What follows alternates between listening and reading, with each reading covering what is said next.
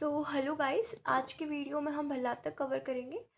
Last lecture में हमने गुंजा और जयपाल को हम कवर कर चुके हैं जो कि इरिटेंट पॉइजन थे। भल्लातक third one is also a irritant poison.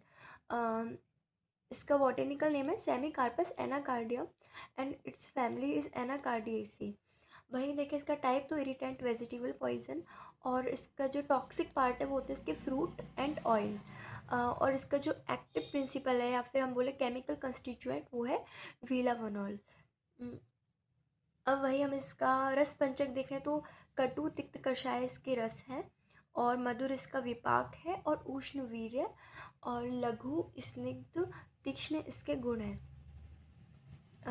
भल्लातक जो है हमने रसशास्त्र में भी पढ़ते हैं, हमारे डीजी के सेकंड पेपर में भी ये एक ड्रग है। वही बात करें मोड ऑफ एक्शन की, तो अकॉर्डिंग टू आयुर्वेदा अगर अपन देखें तो ये जो इसके जो रस पंचक है, अगर मान के चलो उष्ण वीर्य लघु स्निग्ध तीक्ष्ण, अगर हम इसको ज़्यादा खाते हैं तो इससे क्या होगा कि बॉडी में उष्णता बढ़ेगी, गर्मी बढ़ेगी, दैट मीन्स पित्त प्रकृति, पित्त बढ़ेगा, और उससे क्या होगा अन्नवह स्रोतस एंड स्पर्श स्थान पर शोफ एंड पाक, यानी कि अन्वय स्रोतस पर इसका इफेक्ट पड़ेगा।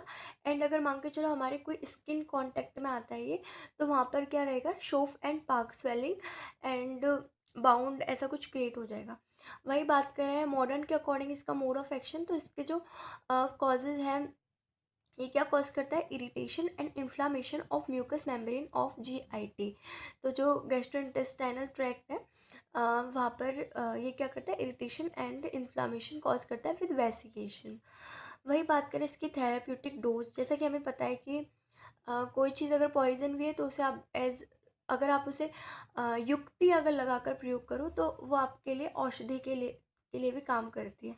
तो वही बात देखिए थेराप्यूटिक डोज, तो इसकी जो कल्क मात्रा है वो है 3 to 6 ग्राम, एंड इसकी जो ऑयल है वो है 10 to 20 drops.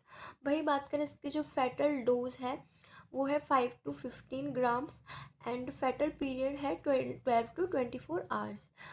Sign and symptoms, अगर ओरली लेते हैं स्किन दोनों से इसका इफेक्ट देखते हैं।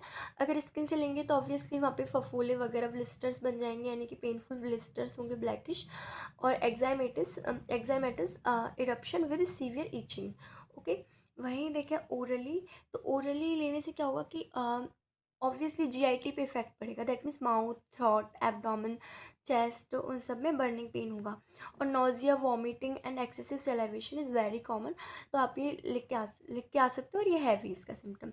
तो वही बात करें पेन इन एब्डोमेन, तो एब्डोमिनल पेन होगा, और वाटरी वाटरी पर्गेशन रहेगा, और एक्सेसिव थर्स्ट लगेगी, क्योंकि बहुत ज़्यादा प्यास लगेगी। वही बात करें इसका ट्रीटमेंट, तो ट्रीटमेंट जो है वही गैस्ट्रिक लावेज देंगे, removal of unabsorbed poison and absorbed poison.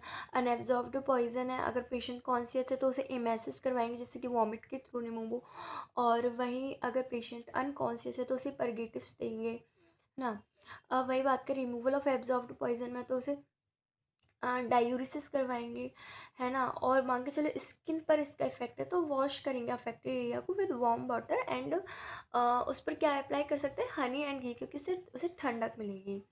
वही बात करें इसका सिम्टोमेटिक ट्रीटमेंट भी कर सकते हैं, जैसे कि पेन हो रहा है तो एनाल्जेसिक दे दिया है, इस तरीके से एंटीडोट गोघृत या फिर गोदुग्ध।